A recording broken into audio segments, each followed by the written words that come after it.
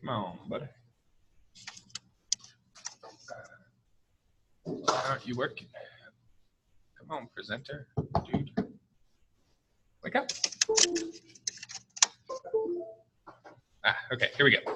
Awesome. So we were just discussing the recent event, the attack on Saudi Arabia, right? That was supposedly backed by Iran. And so what did this do, and how could we kind of show it using some of those economic tools that we've developed, right? So if we look at the global oil market, and we have a downward sloping demand curve and an upward sloping supply curve, then what is going to happen to our equilibrium price and quantity after that attack? What can we expect to happen? Our supply is going to decrease. Supply is going to decrease. Very good. So supply decreasing means the supply is going to shift to the left. Exactly. And as a result, the new equilibrium price will be higher, right? This is our P star, and that price is higher. So the reason that we're discussing like opening up our reserves is to flood the market. Exactly. So that would correct this supply shift so that we could go back to exactly somewhere that's around the price that we started out at, right? Even though in the U.S. don't use a lot of Saudi oil ourselves. Correct. Right. So a lot of the oil. So oil prices, a lot of the oil that we've switched over to using a lot of our own domestically produced oil, right? So let's see what happened.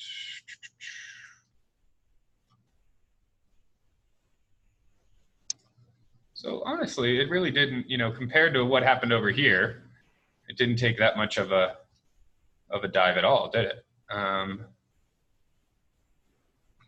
Let's take a look at, this doesn't seem like it's the right one. Crude price oil today. Let's do a week.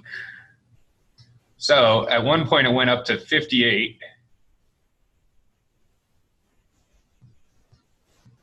And went up to 62 on the 16th. Is that when the attack was?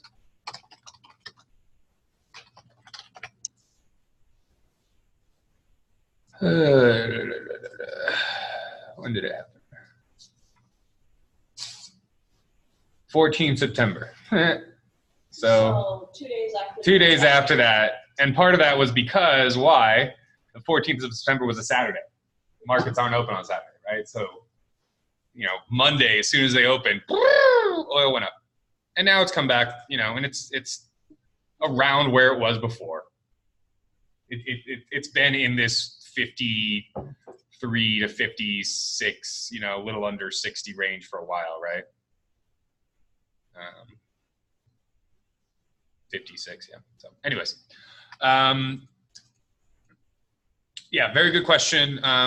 Just that's applying kind of current events to, or applying our new knowledge to current events in order to try and make some sense of, why did prices increase and why are people advocating for, tapping into the national oil reserves or whatever the case may be, right? Now, I would argue that, especially since we saw that rebound, because did he actually tap it, or I think they just talked about it, right? I think they just talked about it. Not to say that our current president doesn't have in his power of his Twitter, the power to move markets just in terms of the words that he says. So that also, right, a lot of it's confidence and things like that. So him saying that I'm prepared to do this would have people chill out in terms of, overreacting to, because what else happens? What happens to the demand curve? What's one of our determinants of demand? Yeah, so the expectations of the future, right? Future price increases. So that is going to shift my demand over, which is going to further exacerbate the price problem, right? That's going to drive the price even higher. Does that make sense? So part of what President Trump did by saying that was to, kind of shift this demand back over to where it was before and kind of, quell that global panic that happened as the result of 5% of the global market of oil production going offline. It's a very good question. Any other questions just on kind of current events and what's happening? And I don't know if you guys saw this, but Bitcoin crashed big today. Pardon me. It was at like 13,000 or something for a while, and now it's at, I think, 8,000, right? Bitcoin price chart. So I'm a big fan of Bitcoin. Yeah, so it's at $8,000 right now. Yeah, so this is the dominant cryptocurrency.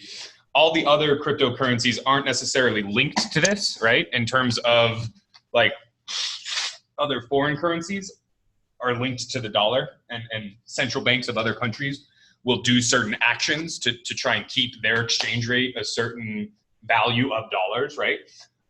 These things are, the rate of creation of new money is determined by the complexity of the existing algorithm and the processing power.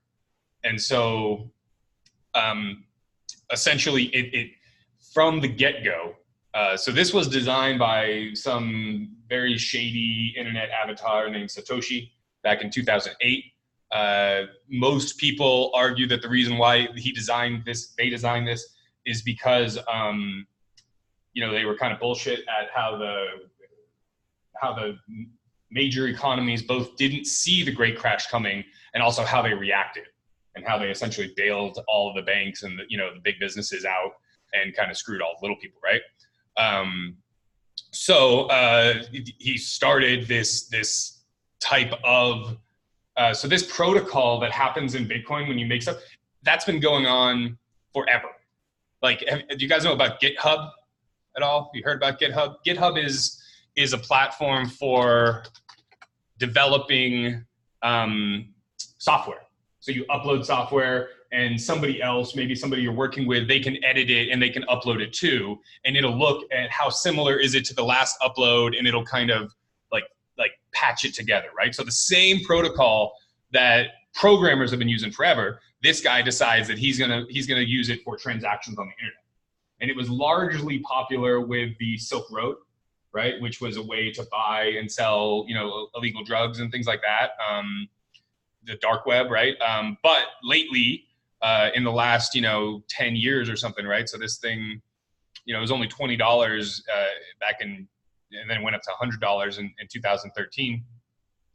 And then, more and more places started using it. Part of the reason why more places start to use it is because it costs a decent amount of money to take money using Visa or MasterCard or American Express. You have to give them money to take that money. And it's a percentage of the transaction or whatever the case may be. It's much cheaper using Bitcoin. Sometimes it takes longer. Sometimes you can put a bounty to kind of pay for an accelerated settlement of your transaction, right? But there's no third party involved in this kind of currency. So, I don't know if you guys were aware, but at one point this thing spiked to $20,000. And if I had bought or mined Bitcoin like I wanted to back in the day, I would not be sitting in front of you right now because I'd be a fucking millionaire. But I'm not, and I didn't. So I've been following it though. I've been very interested. I work with a company that, so essentially so if you buy one of these things, how do you keep it, right? So you keep it on either a computer or a phone. So you can have what are called wallets, and you can store these. It's a really long line of like hash. So here, crypto hash. It's a really long function of numbers. I'm trying to find one.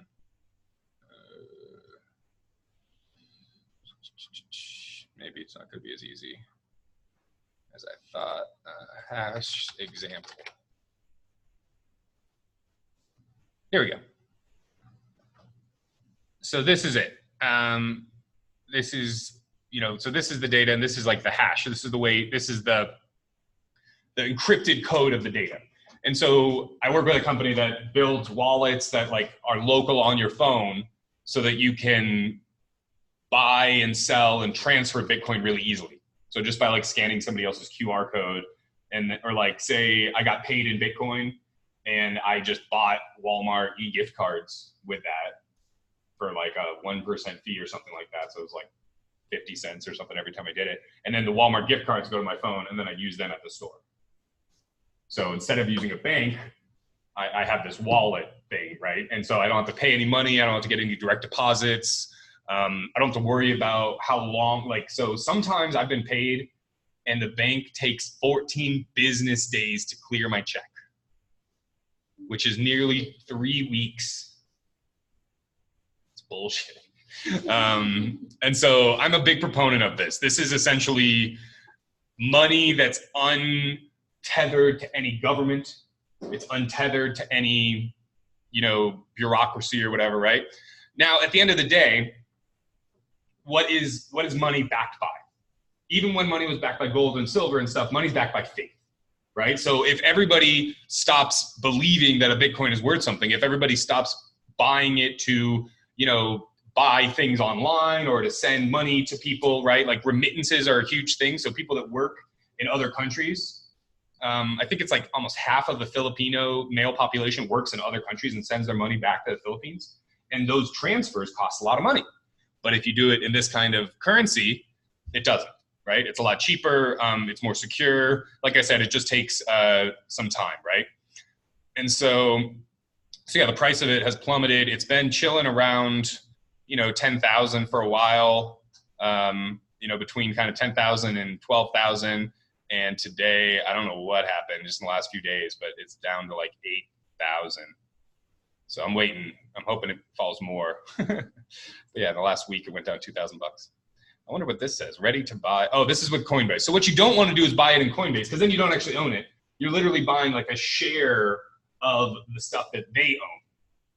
So you're buying a position on where Coinbase or on where Bitcoin is going. Does that make sense? So they don't actually sell you the stuff. They sell you, and it's so when you buy like gold certificates or stock or silver on the stock market, it's the same kind of thing, right? You're buying a position on that gold. You're buying a piece of paper that says that it's some gold that's held in some bank safe somewhere is yours.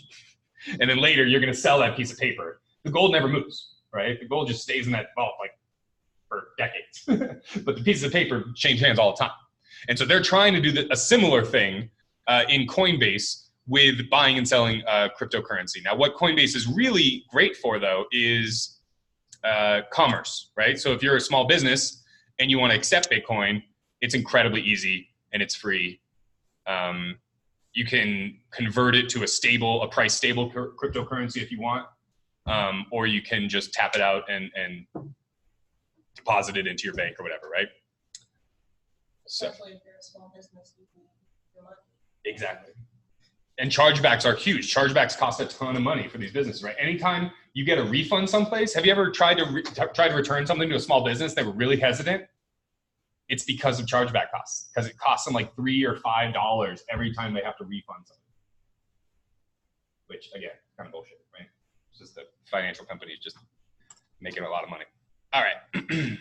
Sorry about my deviation there, but that's just kind of an update in terms of what I've been seeing in the world. Oh, and also, I know you guys probably, so it's funny because as you get older, you start to kind of age into politics, and part of that is because you age into reading news, right? And so a lot of us don't really read news in middle school and high school, and then in college you kind of start to read news, right?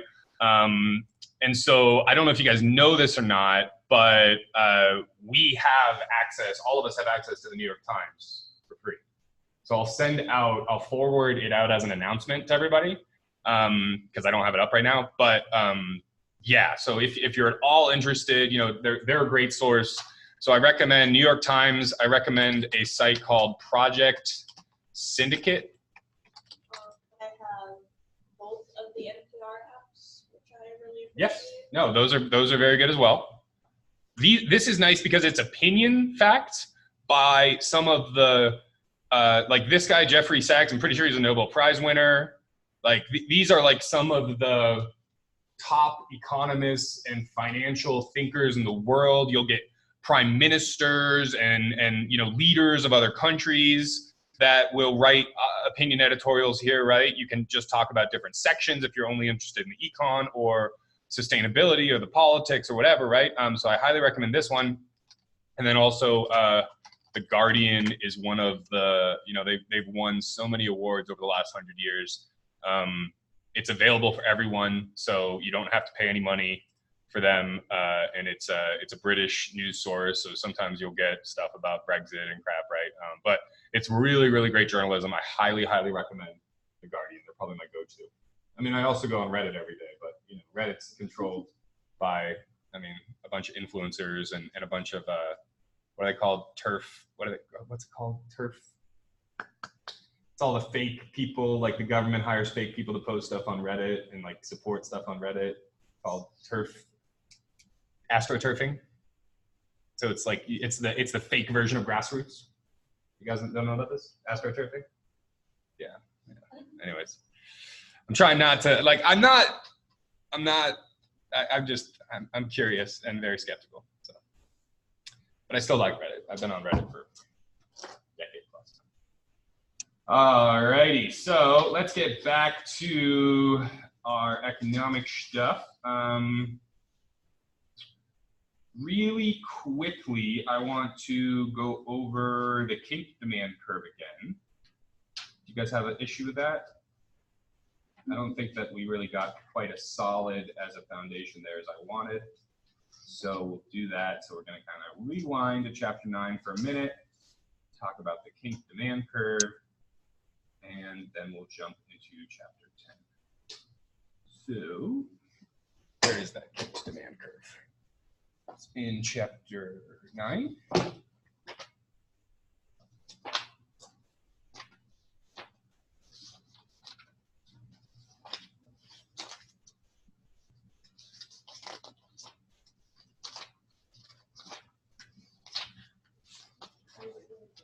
All right, perfect. So page 228, figure 9.4, right? So this is the fact that there's this kind of, there's an equilibrium point here, right? And that's the market, that's the going price for whatever the good is, right? So we're an oligopolist. I used the example last time of we're producing socks. And I really got to clean my nails like every day before I do this. I hate that. And then I point to something and then I got dirty nails and I feel like a scuzzy scuzzerson. So if you increase the price from this point, I'll use a pointer. If you increase the price, right, then what's going to happen? You end up getting very little in terms of, there's an overreaction. So you end up getting a shift in the quantity that's much larger than the shift in the price, right? The shift in the price is as big as this cap, and the shift in the quantity is much, much bigger than the cap, right? The shift in the quantity is all this way just for that tiny amount of price increase. So when you're at this rate and you increase prices, why is your quantity demanded reacting so extremely? What are some of the assumptions that we have about oligopolists and what their competitors are going to do? If they increase price, you ignore it. If they decrease it. Exactly. So if they increase price, they're going to ignore it. And so what's everybody going to do when I increase the price of my slightly differentiated product? They're going to buy somebody else's socks, right? Because all of a sudden, instead of being $10 for the 6-pack, I'm charging $13 for the 6-pack. And, they're just not that good at socks, right? And so other people are going to go and they're going to buy the generic brand socks. Now, what happens if I lower the price, right?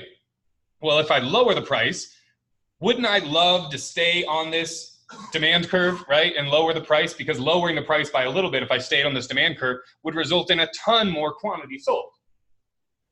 But that's not what happens. I jump to this steeper demand curve, right? Why do I jump to a steeper demand curve? Because as I cut prices, my competitors are going to match those price cuts. And so just like in a monopoly situation, right, we have a marginal revenue curve that's twice the slope of the demand curve. And then same thing, this demand curve, if we draw, so I brought my pencil this time. If we draw this all the way up,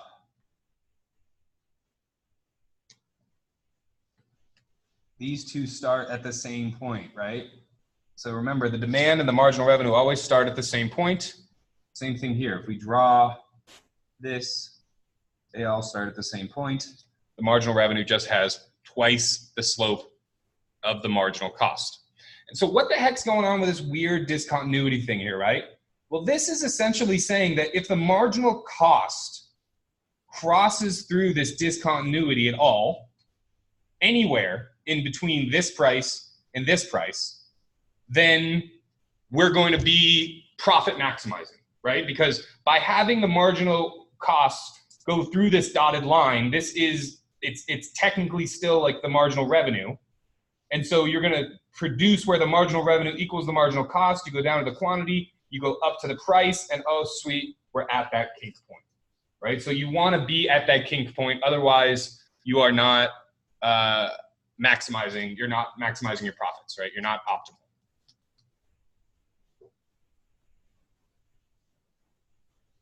Any questions on the intuition of that?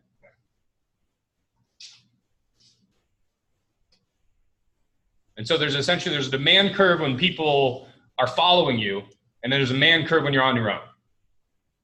And unfortunately for us as the oligopolist, we face the demand curve when we're on our own, when we have price increases, and we face the demand curve when everybody else follows us when we're doing price decreases. Okay? Questions on that? Awesome. Boop. We got a lot of GDP to cover, so let's just jump back up.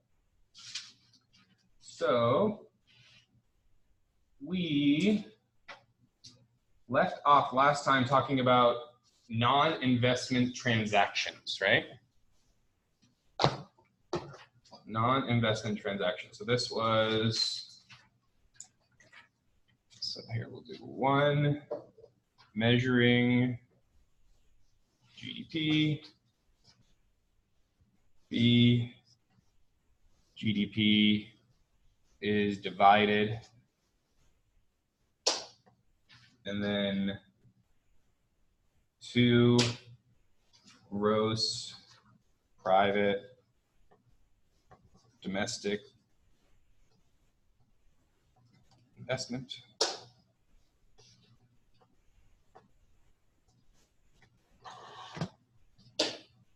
And D, non-investment transaction.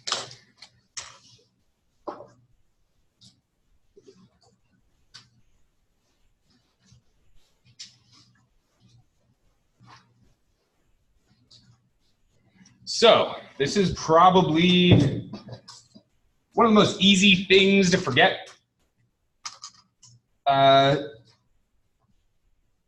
So we must remember, man, I'm so terrible with this thing. Investments do not include transfer of ownership of paper assets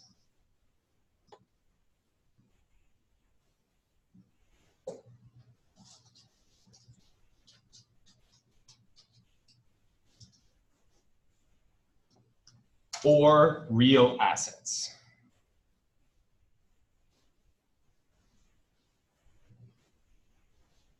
So paper assets, you know, we're talking about stocks and bonds.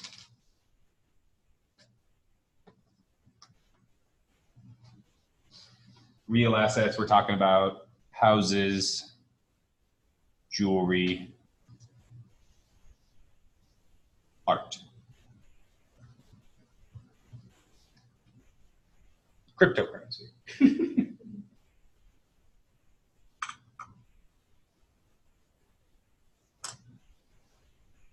So, you know, we use investment to talk about this mostly, right? But it has to be newly created capital.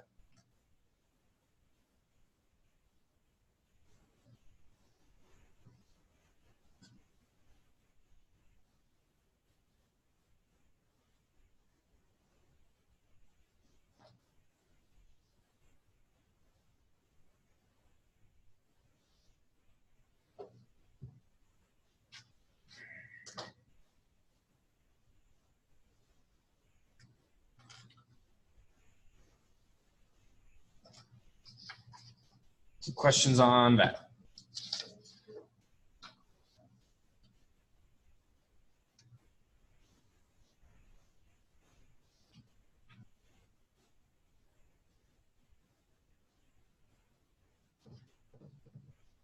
So who here knows what we mean when we say gross something? Total, right. So what would our gross investment?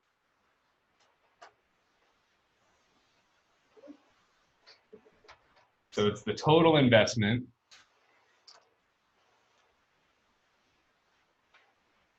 in replacement capital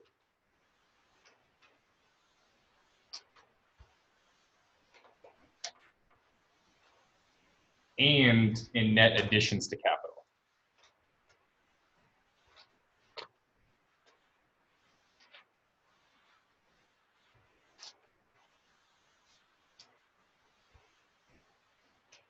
So this gross the total investment in replacement capital, talk about that a little bit. So this would be machinery, equipment, and buildings that wore out or were made obsolete.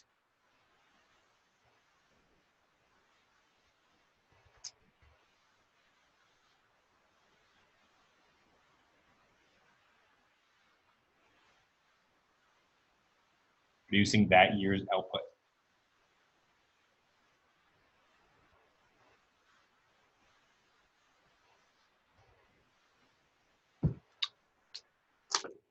And then if that's our gross capital, then our net investment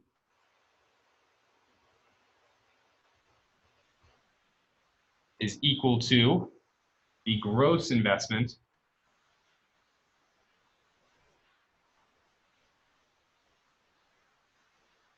minus replacement capital.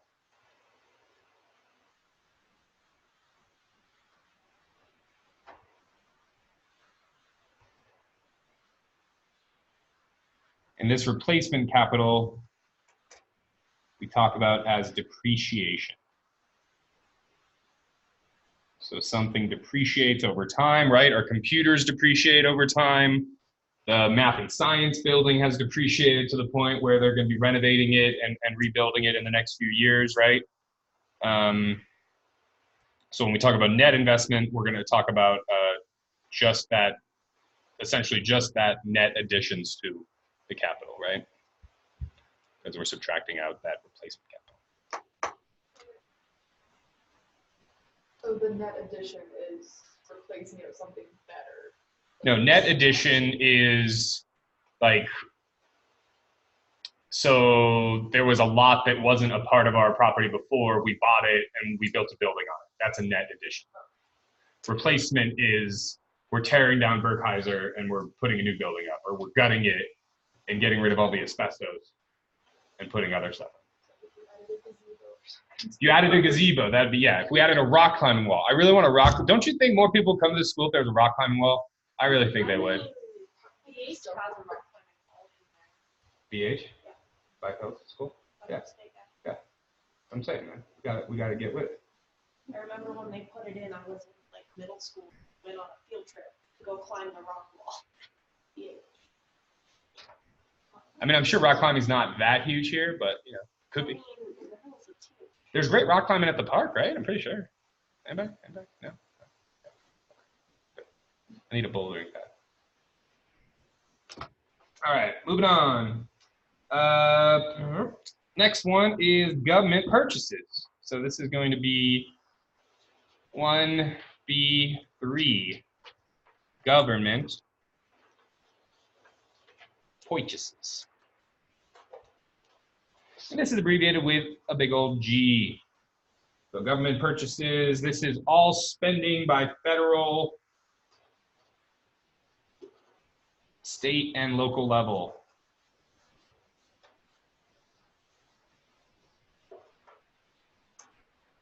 This includes all direct purchases of resources.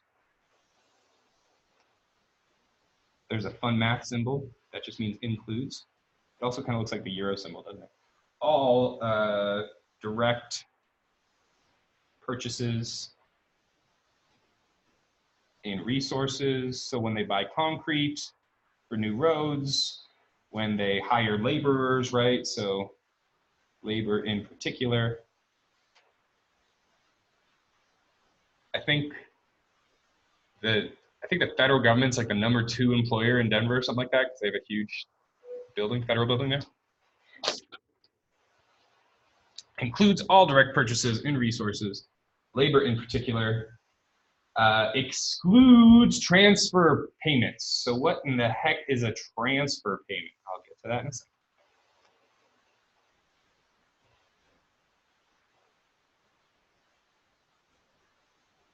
So a transfer payment was in the news recently. What is a transfer payment that was in the news? Wish I had music. In my head right now. Come on. Why are they starting an impeachment inquiry? What's an impeachment inquiry? Okay. No. Pelosi actually pulled the trigger. She was totally pussyfooting around before, but for whatever reason, this was the thing. What happened? You guys. I'd love to not care. No. They've been talking about it.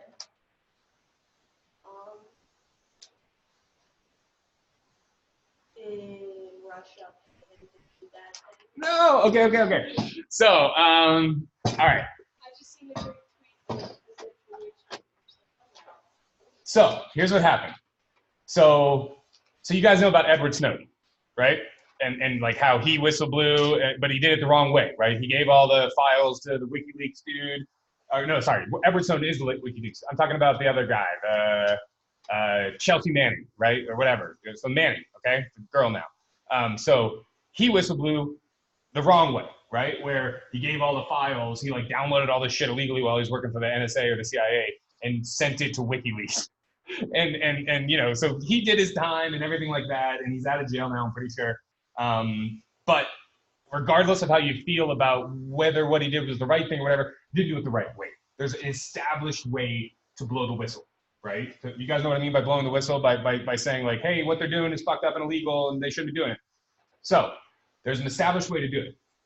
So there was a whistleblower that did this established way and made a report to like the inspector general or something like that, right? And then there's like a committee essentially that like looks over what the whistleblower said and figures out if it's actually substantive or not. And they looked it over and they said it was substantial, right? That it was significant enough that they should continue forward with it. And the next step in the process would be for that whistleblower report to be given to Congress. But that's being blocked somehow. So what was going on? Why did this person blow the whistle? So we found out through, I don't know if there were leaks or if it's just been more and more information has been provided to the public, but for whatever reason, we found out that Trump called the Ukrainian prime minister and put some pressure in terms of asking him to investigate. So Joe Biden's son was the vice president of an energy company in Ukraine. And some prosecutor was investigating that company. At the time, this prosecutor and I guess a bunch of other people were implicated in like a corruption scandal. And it wasn't just us that said it. It was, you know, the International Monetary Fund and some other international organizations, right, that kind of looked at this and they were like, these people need to go, right? So in order to give countries money, like when the IMF went in, and I actually know the guy that went to Ukraine because I was still working there when they did this. So they send somebody there he takes a look, he goes to the central bank, he looks through all the records, he looks at the government, and he says, okay, you need this much money, but the only way we're going to give you this much money is if you do X, Y, and Z. And one of those things was you got to fire, you got to clean house. You got too much corruption in your prosecutor department, yada, yada, yada, right? So they fired this guy. And, you know, the world went on, right? Well, in the course of, you know, President Trump has been very unabashed in terms of, you know, I don't care that I got support and I would take support again in the future from somebody, right? Like he said that on record to Stephanopoulos or something like that, right? That, you know, if somebody had information about, you know, somebody, then I would take it. He goes, even from a foreign power? And he said, yeah, and that's illegal. You can't do that, right? And so he's on this phone call with them and he is pressuring them. He actually admitted to the pressuring, right? But regardless, he brought up Joe Biden's son and this prosecutor that was fired and, you know, you should really investigate this and see what happened there. Because I think this was under the last prime minister, right? So there's a new administration in Ukraine. So Trump's, you know, trying to buddy up and say, you know, hey, you know, there was this shit going on and you should figure out what was going on, yada, yada, yada. And part of his pressure to make sure that Ukraine actually did this is they slow rolled the military aid spending that was going to Ukraine. $250 million, $250 million of military aid that we were going to give Ukraine that was already appropriated by Congress. So Congress already passed this and already said, yes, you know, write the check to Ukraine. And they purposely delayed it. And what did they call it? Like inter-office, they call it like some really amorphous thing, like interagency troubles or something like that, right? So like to not blame it on any one agency or whatever, but they said, oh, it's just taking some extra time because of the inter-ops thing. But turns out it was actually part of this strategy to ply the foreign prime minister to investigate, to get him more political dirt on his opponents. Why are we giving them money to their military aid? So we give so much money around the world. This is actually a lot of my research.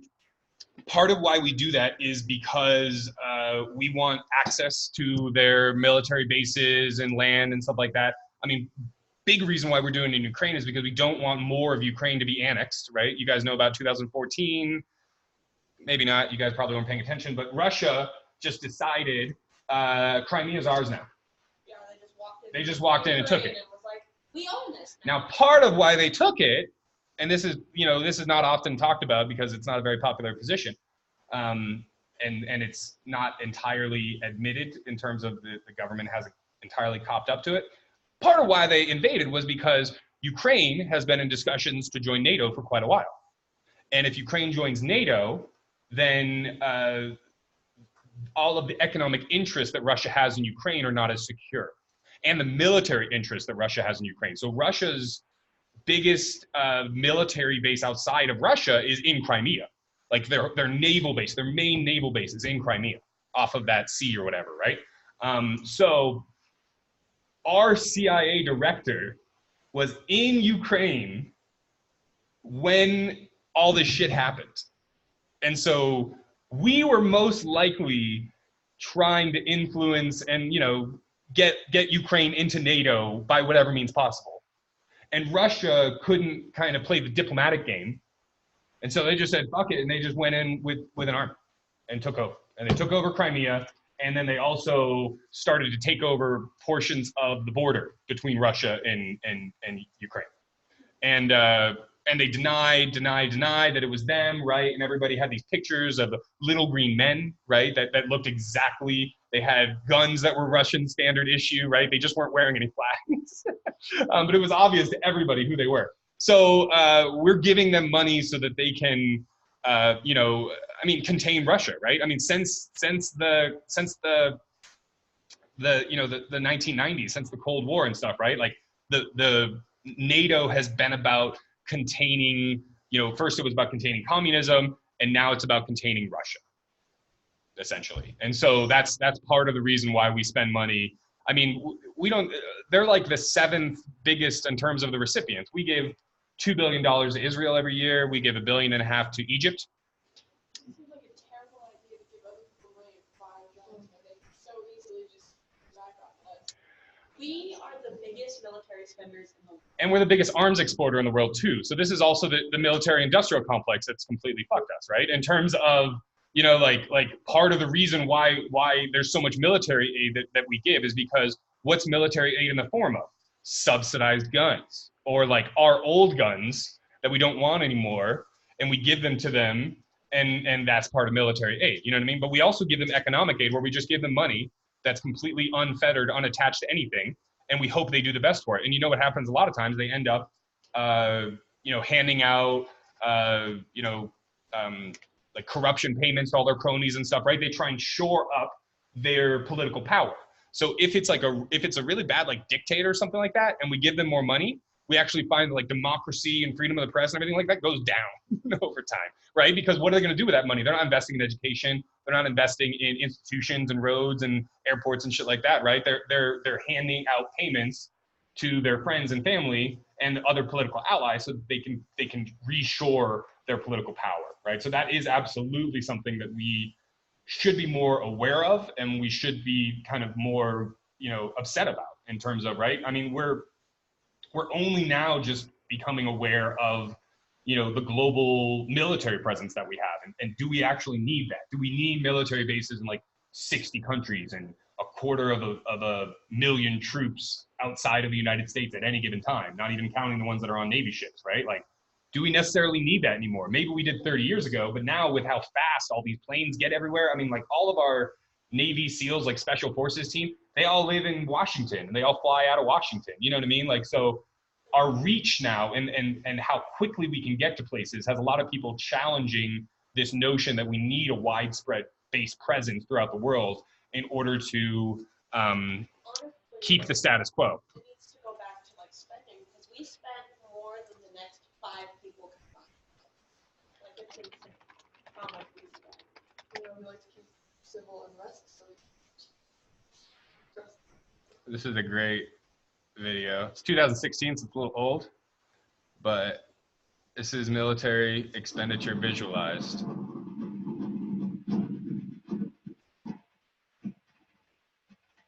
So that's Israel, Egypt, Britain, Spain, France.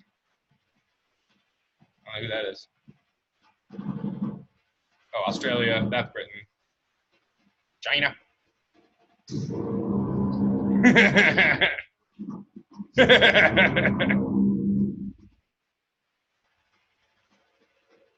We spend a lot of money on military expenditures, yeah.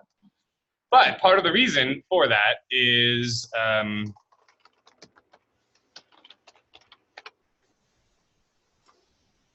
we've divided up the world to essentially areas of responsibility. Where's the map? There's like a big map where it shows how we divide up the world. It's pretty amazing. Crap, not gonna be able to find it right now. Oh. you argue that that's the reason why our country is so fragmented. Absolutely. Absolutely. That's a big reason. Yes. I mean, part of it is the fact that, you know, we saw our tax rates and the fact that our tax rates used to be really high. Now they're incredibly low. Right. And I mean, at the end of the day, one of the guys that kind of revolutionized economics, right, in the mid 20th century after the Great Depression, Keynes, he talked about how you need to spend money when you're in a recession and you need to save money when you're in good times. But the problem with politics and stuff is it's never politically palatable to increase taxes. So everyone's blaming Social Security because the military is. Yes. Yes. Yeah, the military sucks up So much. So much. And it's this sacred thing. You can't, like, nobody wants to touch it. Nobody wants to talk about it. Like it, and it's not audited. It's the only thing in the United States that's not audited. Like they tried to audit them and then they failed to audit. Like the Pentagon, they had somebody resign because his job was to find cost savings in the military and he couldn't do it. And he ended up resigning just last year or something like that. So yeah, it's a black hole. It's a black hole of money. And like there's so much equipment that just sits there. Right. Because they buy it, they're like, we need a whole fleet of new trucks, and it'll sit there for. Well, part of it is the use it or lose it. If you don't spend your yearly budget, next year you get less. And so there's an incentive to just buy shit, even if you don't actually need it, right? Which is why we can sell all of our surplus to everywhere else. Yeah. I mean, that's a big part of it. So yeah, they're like, so this was probably the most disturbing thing that I found in my research. Like what other country has a map like this? What other country in the history of the world has ever had a map like this? You know, like, so, I mean, and so let's play devil's advocate though. The United States, as the only major superpower remaining when we broke up the Soviet Union, felt like it had a responsibility to protect the shipping lanes and to protect the air and stuff like that, right? So that we could have travel, we could have commerce and things like that, right? And the shipping lanes thing has become a big issue, right? In terms of,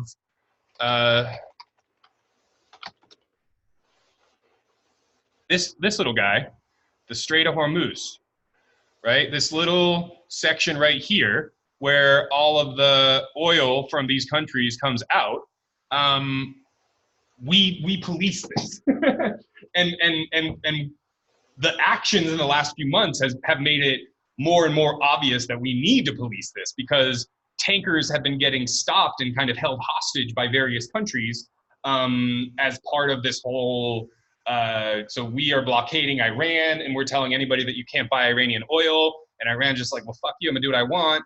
And so Iran's trying to like sneak oil out, and so then we're stopping the ships and stuff, right? So there's, so there's all of this kind of games that happen at the Strait of Hormuz. This is just one of so 25% of total global oil consumption passes through the strait. So if you were a country and you just like shut down this strait, think of what would happen to the price of oil then. The supply would shift incredibly to the left, right? No, it's fine. This is my research. So this is really, like, so what I look at is I look at our military basing abroad. I think this is a great site too. But like, I feel like this is almost more important. Yeah. To understand how our world is functioning with economics more than like. No, I agree. Well, so part of what you guys need to understand though is, so to kind of bring this back to our notes. So real quick though, I just want to talk about this awesome site. This is empire.is, and this is every place that we have a military base, confirmed and unconfirmed. Seems excessive to me. And here's all the satellite pictures and stuff. Now, the really neat thing about this, if you click on the about, some of them, so due to the nature of commercial satellite imagery, some photographs are different. And some of them are censored, right? So some of them just say, sorry, no imagery here. This is a secret drone base in Saudi Arabia. This one's really cool, right? Volker Air Base. It looks like an awesome like painting. This one, they just blacked it out. And this one, they did some weird pixelation. Okay, anyways, so yeah, I really like this site. So part of why you still need to have this foundation is because GDP and stuff like that, that's just part of our lingo, right? But you need to understand that gross domestic product increases when our government purchases increase, right? So if we spend more militarily, then it looks like our economies grow. Essentially, yeah. And the other thing we need to be aware of is, remember that first thing, the consumer expenditures? What happens if you have a heart attack and you need open heart surgery? That's consumer expenditure. So that's adding to GDP, that's adding to our national, you know what I mean? Like it certainly is an output for the surgeon, right? But it's not necessarily measuring the health or wealth of an economy, right? So the fact that, this counts all of the, the spending of, addicts in recovery or something like that, right? Like that's not like, a good number that we should be happy about, that, more addicts are in recovery this year than last year, but it would increase GDP. Right, so GDP is in a way, it's kind of callous in terms of it doesn't care, if that $1,000 went towards a school, or if that $1,000 went towards a missile that bombed a school in Yemen, right? Like it's just that $1,000 was spent by the government. That can relate to so many conspiracies, and like even like having a cure for cancer for big money, that they would never ever release it. Yes. There is some credibility to that. There is some credibility to that. Yes. So one of the our military bases are like horrible with like chicken in the water and contaminating areas. And oh yeah, and rape. like, And rape. Our soldiers love to rape the locals, and they have, I probably shouldn't say this on YouTube, and they have immunity, right? And they have immunity from it. I'm not going to put this one up on YouTube. They have immunity. So usually when they have these standard of forces agreements, right, it'll say like, well, the U.S. troops obey U.S. laws and U.S. courts. And so, like, And foreign nationals can't really sue in U.S. courts. so there's a whole book written on it. It's really troubling. It's really troubling. That's still happening to a degree. I mean, they're drinking girls and stuff like that, but I mean, you know, yeah, it's still happening. And again, you know, a lot of people inside and outside of the military are questioning, you know, what is the purpose of these bases abroad? You know, are they actually, I mean, in a lot of ways, they could be generating more negative sentiment in terms of, you know, catalyzing terrorism and catalyzing anti-US actions, right? Because of the fact that we're there. And so we really have to, I think in the next 20 or 30 years, we're gonna have to take a huge look inwards, especially as China and other places, they're starting to kind of pattern after us and have military bases abroad and things like that. I mean, Russia has a few. It's funny, we actually, there's one country, Kyrgyzstan, where we have a military base and Russia does. But of course, ours is on like the southern part and Russia's on the north because it's in like the whole Soviet bloc or whatever. But yeah, it's. I think it borders Russia. It borders one of Russia's. But yeah, no, this is fascinating stuff. Yeah. So I'm trying to think if you guys had more. What kind of a resource could I send you to talk more about this? I'll think about it and get back to you. Let's take a video break. And watch this. I like these guys, the School of Life. There are 196 countries in the world. 25 of them are very rich, defined as having an average wealth per person of over $100,000 a year. They are. But far more countries are quite poor, and some which we're considering. And so a lot of these countries are either in the, like, they're in NATO, in the EU, right? And then it's really interesting too, because, so this is where the conspiracy theorist in me comes out. There's something called Five Eyes. Five Eyes is what they put on all of their, hold on, I should just stop this. It's not going on YouTube. This would be a great exhibit A.